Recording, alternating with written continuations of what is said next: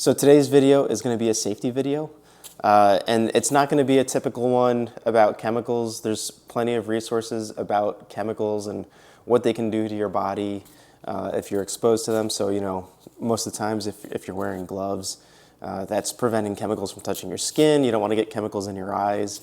You don't want to inhale anything, right? But what about the equipment that we use, right? We have pressure washers that have high pressure in them.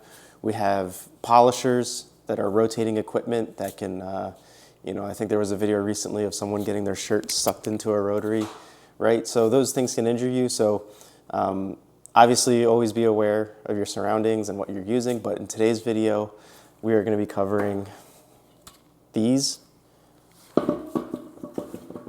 and these pressurized containers.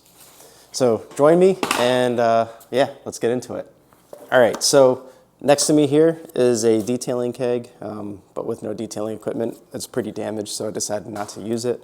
But this is a Corny keg, or Cornelius keg. A lot of times you'll see these in the brewing industry or with sodas. And this is just a regular 2-gallon garden sprayer.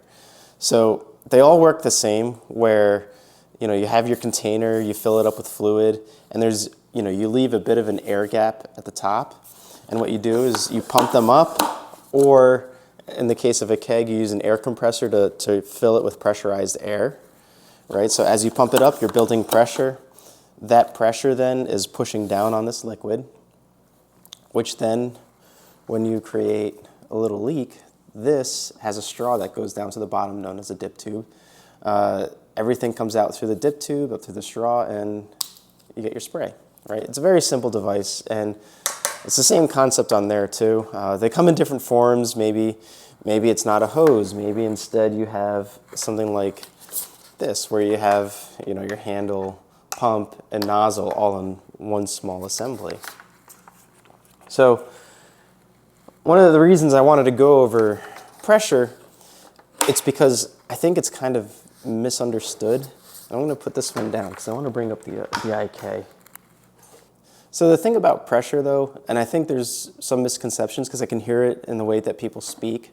When we pressurize this tank to 90 psi or this one to 45, we'll stick with this one because it's a big scary number.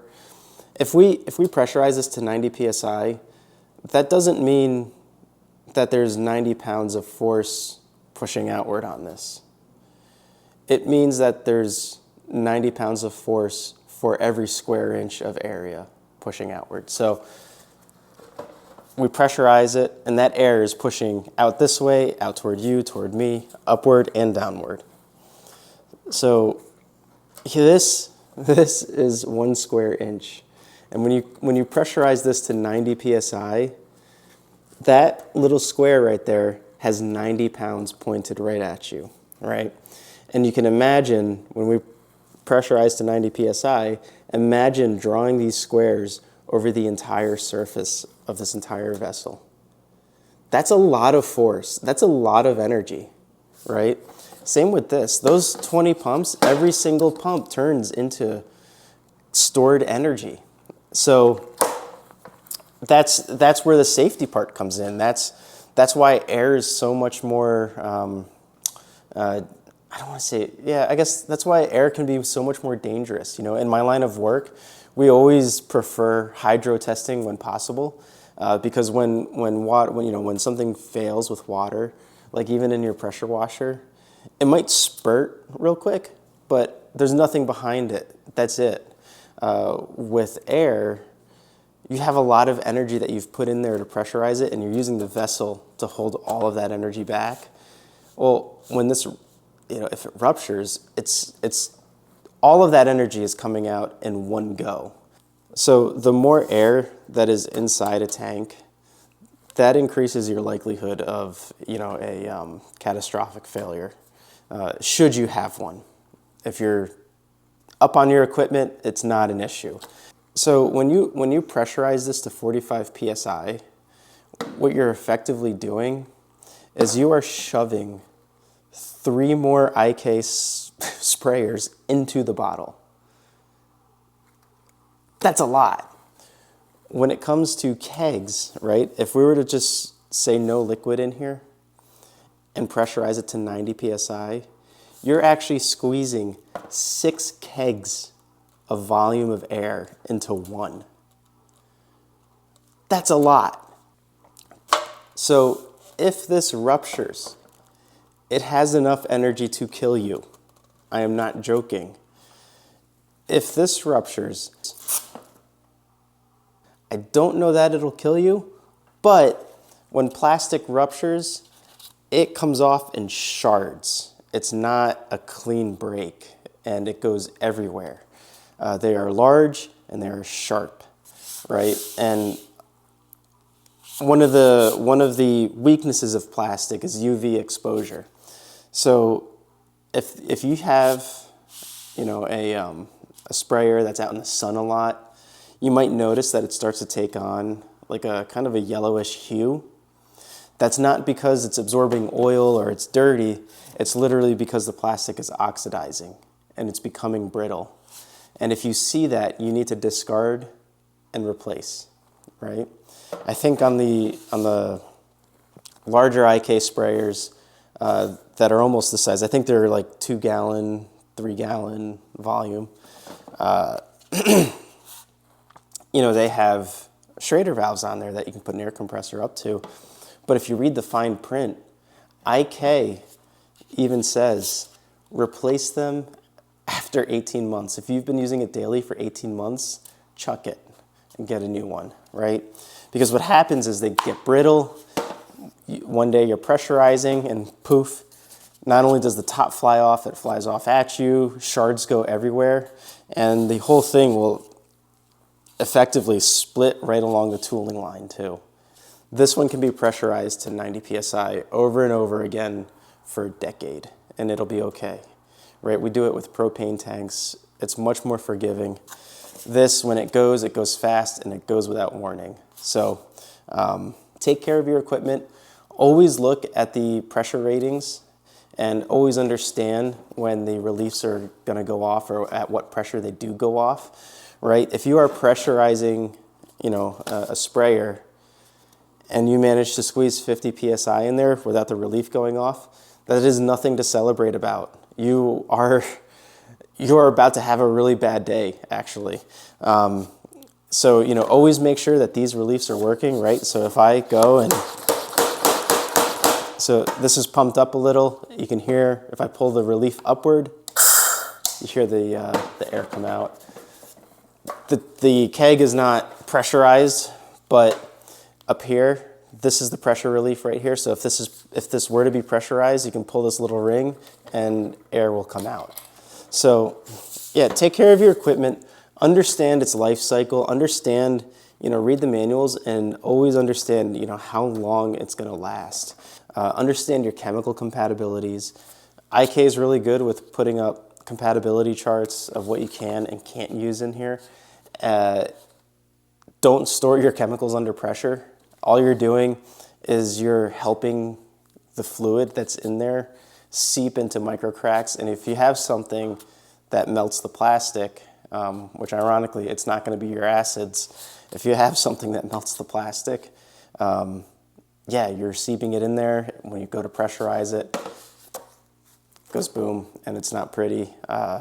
You can damage your hearing. Aside from, you know, if this has chemical in it and it goes off, that is something that, you know, you will have chemical going everywhere along with the debris. So you have, yeah, again, possible hearing damage, chemical burns, possible laceration, possible eyesight loss.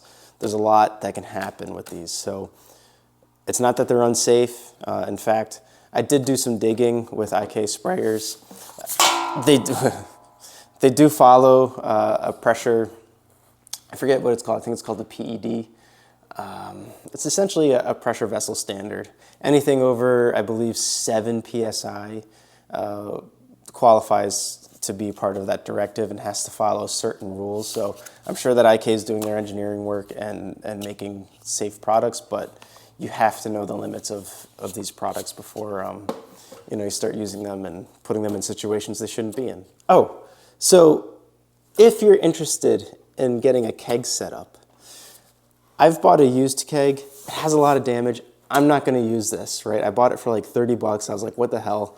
And yeah, I'm not going to use this, but I do want to point out something important.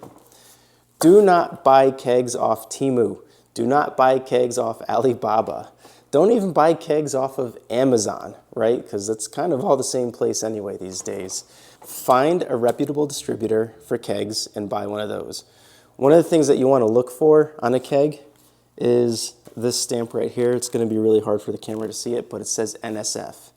NSF is the mandating standard of quality for kegs.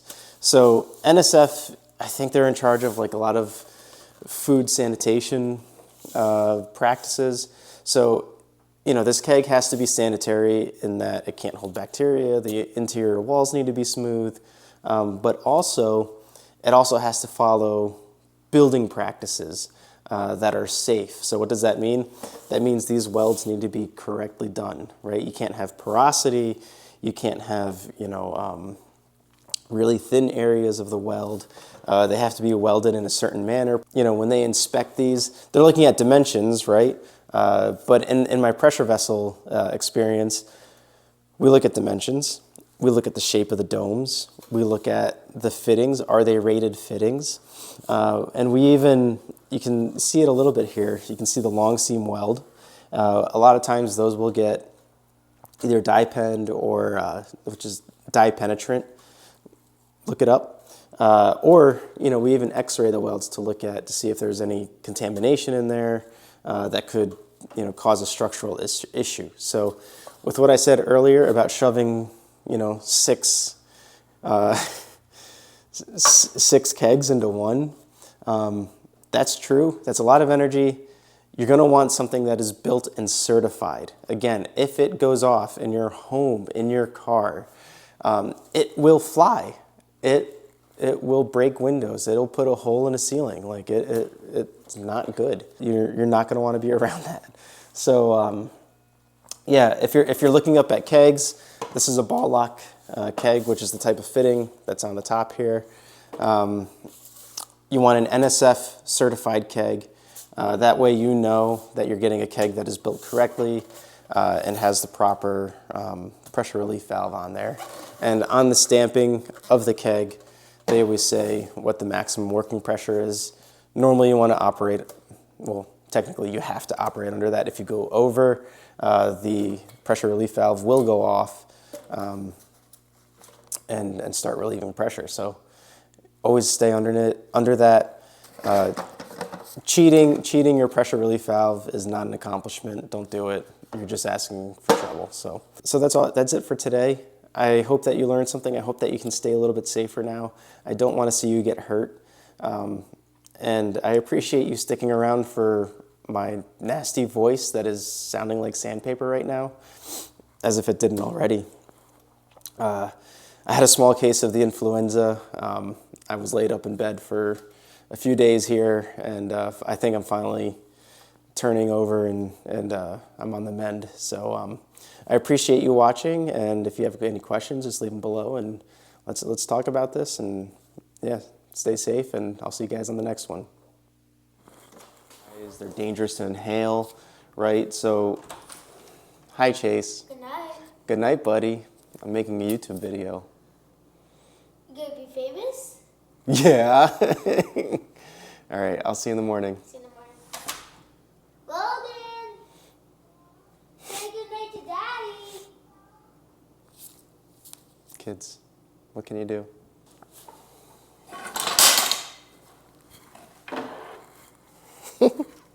You gotta wear a helmet too.